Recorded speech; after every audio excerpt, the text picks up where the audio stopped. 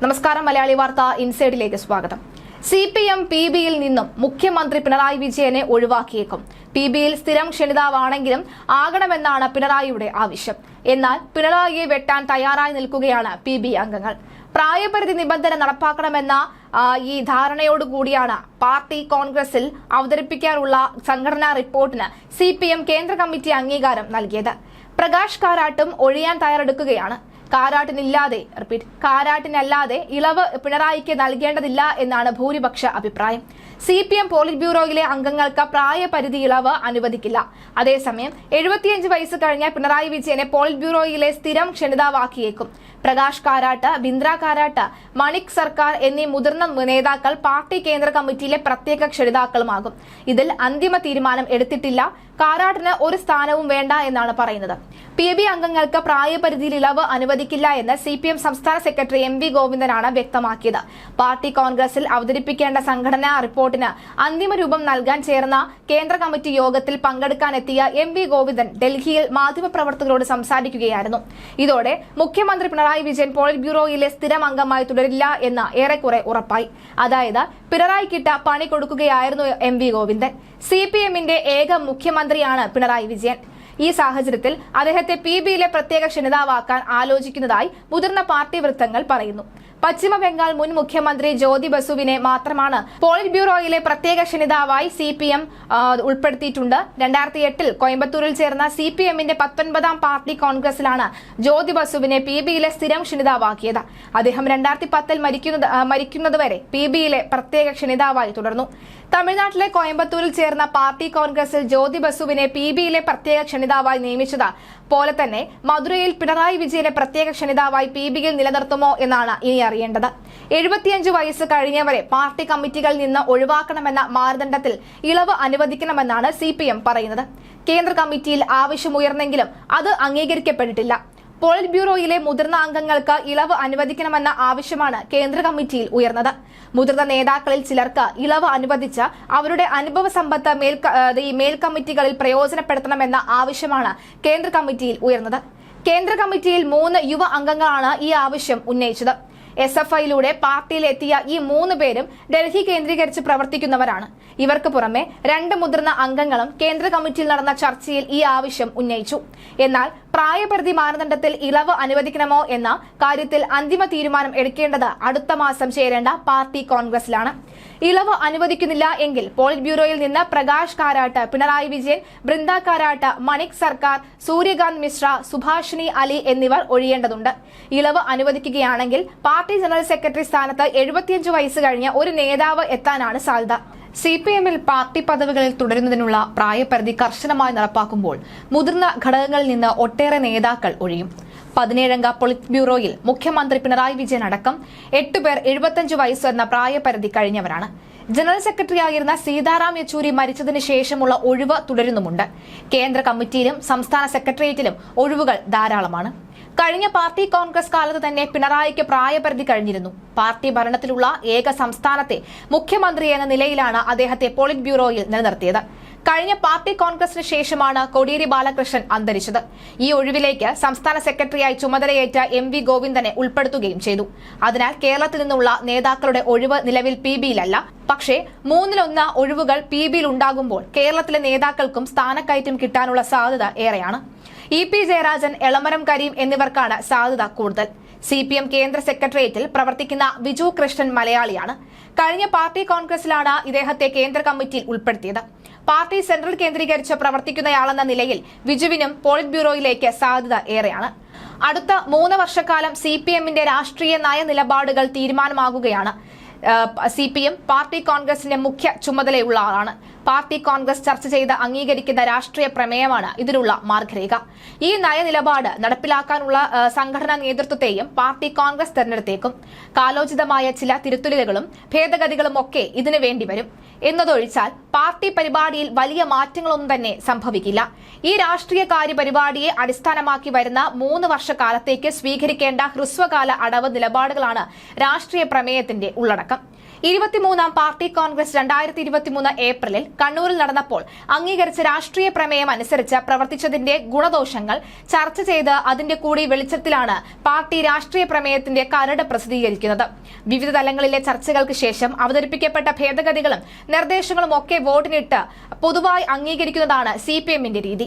Sitaram Yechury general സെക്രട്ടറിയെ തെരഞ്ഞെടുക്കപ്പെട്ട 2015-ലെ വിജയവാഡ കോൺഗ്രസിലും തുടർന്ന് 2018-ലെ ഹൈദരാബാദ് പാർട്ടി കോൺഗ്രസിലും 2023-ൽ കണ്ണൂരിൽ നടന്ന പാർട്ടി കോൺഗ്രസിലും ഈ ഭിന്നത ഏറിയും കുറഞ്ഞും തുടർന്നു പോന്നിരുന്നു. ആകസ്മികമായ മരണത്തോടെ യെച്ചൂരി മുന്നോട്ട് വെച്ച രാഷ്ട്രീയ നിലപാട് പാർശ്വവൽക്കരിക്കപ്പെടുകയോ തമസ്കരിക്കപ്പെടുകയോ ചെയ്യുന്നു എന്ന ഉത്കണ്ഠ പാർട്ടിക്കകത്തും അണികളിലും ഒരുപോലെ വ്യാപിച്ചിട്ടുണ്ട്. യെച്ചൂരിയുടെ മരണത്തോടെ കമ്മ്യൂണിസ്റ്റ് പാർട്ടികളിൽ പദവിയിലല്ലാതെ കോർഡിനേറ്റർ പദവിയിലേക്ക് പ്രകാശ് കാരാട്ട് വരുന്നു. എന്തിനാണ് ഈ കോർഡിനേറ്റർ പദവി? ആരെയാണ് അദ്ദേഹം കോർഡിനേറ്റ് ചെയ്യാൻ പോകുന്നത്? ലോകത്ത് എല്ലായിടത്തും മരണമൂലമോ മറ്റ് കാരണങ്ങളാലോ ഒരു പാർട്ടി സെക്രട്ടറി ചുമതലയിൽ നിന്ന് ഒഴിഞ്ഞാൽ അപ്പോൾ തന്നെ പുതിയ സെക്രട്ടറിയെ പാർട്ടി കേന്ദ്ര കമ്മിറ്റി തിരഞ്ഞെടുക്കുകയാണ് ചെയ്യുക. അത് എത്ര കുറഞ്ഞ കാലയളവിലേക്കായാലും. മുഖ്യമന്ത്രി പിണറായി വിജയനെ അരിഞ്ഞു വീഴ്ത്താൻ വേണ്ടിയാണ് പ്രായപരിധി നിർബന്ധമാക്കിയത്. ഡൽഹിയിൽ നടന്ന പോളിറ്റ് ബ്യൂറോ യോഗത്തിലാണ് തീരുമാനം എടുത്തത്. PB അംഗങ്ങളുടെ പ്രായപരിധി 75 വയസ്സാക്കി നിജപ്പെടുത്തി പിണറായിയെ PBയിൽ നിന്നും പുറത്താക്കാനാണ് തീരുമാനം. 2025-ൽ നടക്കുന്ന 24-ാം പാർട്ടി കോൺഗ്രസിലായിരിക്കും തീരുമാനമെടുക്കുക. കഴിഞ്ഞ പാർട്ടി കോൺഗ്രസിൽ തീരുമാനിച്ച നേതാക്കളുടെ 75 വയസ്സ് പ്രായപരിധി തുടരണമെന്നാണ് CPM പോളിറ്റ് ബ്യൂറോ തീരുമാനം. ഇത് ഒഴിവാക്കാൻ പിണറായി ശ്രമിച്ചിരുന്നു. പാർട്ടി കോൺഗ്രസിനുള്ള കരട് രാഷ്ട്രീയ പ്രമേയം ചർച്ച ചെയ്യാൻ ഡൽഹിയിൽ നടന്ന 2 ദിവസത്തെ PB യോഗത്തിലാണ് പ്രായപരിധി പുനർപരിശോധിക്കേണ്ടതില്ല എന്ന നിർദ്ദേശം ഉയർന്നത്. പിണറായി വിജയൻ PBയിൽ തുടരുന്ന കാര്യം പാർട്ടി കോൺഗ്രസ് തീരുമാനിക്കും. പിണറായിയെ PBയിൽ തുടരാൻ അനുവദിക്കരുത് എന്ന താൽപര്യമാണ് PB അംഗങ്ങൾക്കുള്ളത്.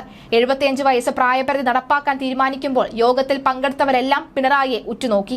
ആർക്കെങ്കിലും ഇളവ് നൽകണമോ എന്ന ചർച്ച വന്നപ്പോൾ ബംഗാൾ സഖാക്കൾ ആവശ്യമില്ലെന്നാണ് പറഞ്ഞത്. PBയിൽ പുതിയ ടീം വരട്ടെ എന്നാണ് എല്ലാവരുടെയും താൽപര്യം.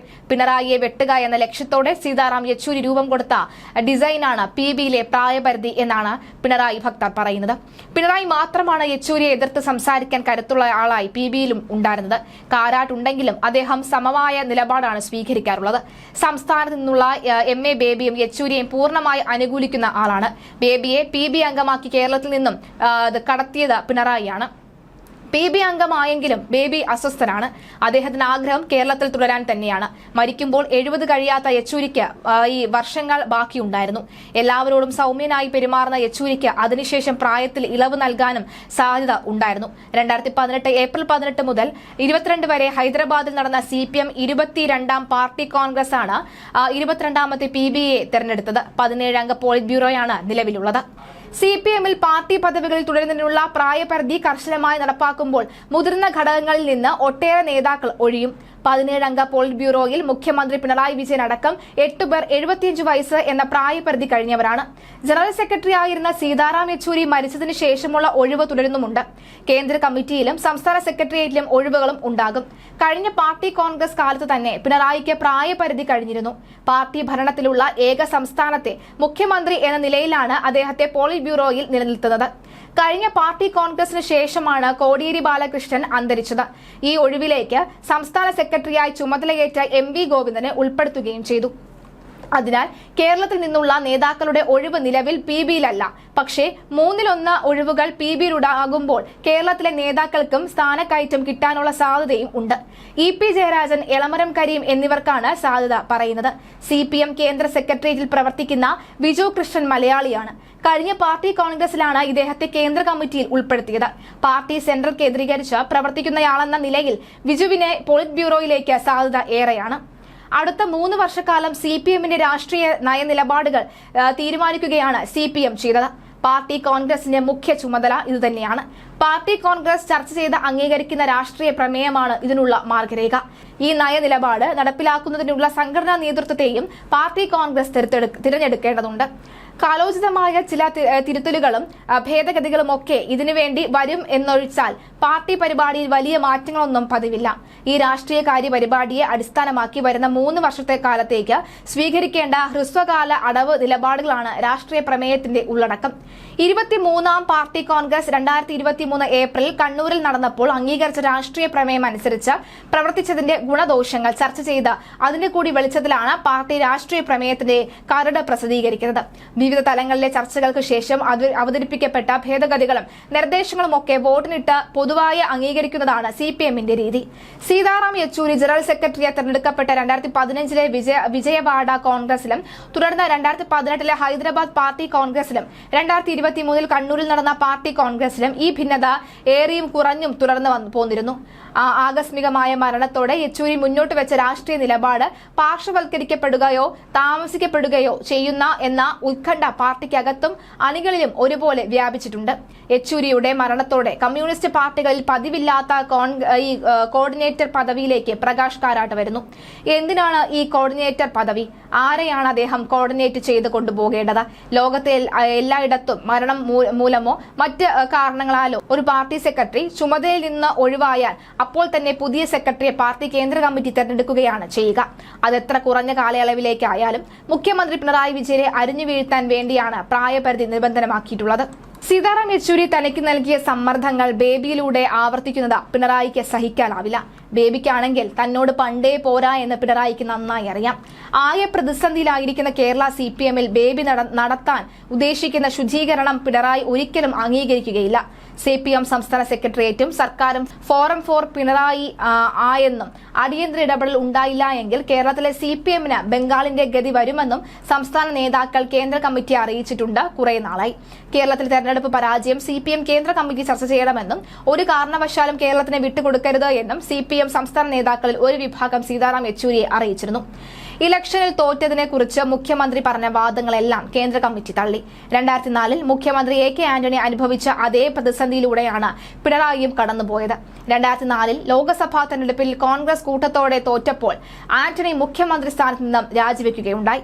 CPMന് കേരളത്തിലുണ്ടായ നിരാശാജനകമായ പരാജയത്തിന്റെ കാരണങ്ങൾ മനസ്സിലാക്കാനുള്ള ആഴത്തിലുള്ള ആത്മപരിശോധന കേരളത്തിൽ നടന്നില്ല. കോൺഗ്രസിന്റെ വോട്ടുകളാണ് BJP കൂടുതലായി ലഭിച്ചത്.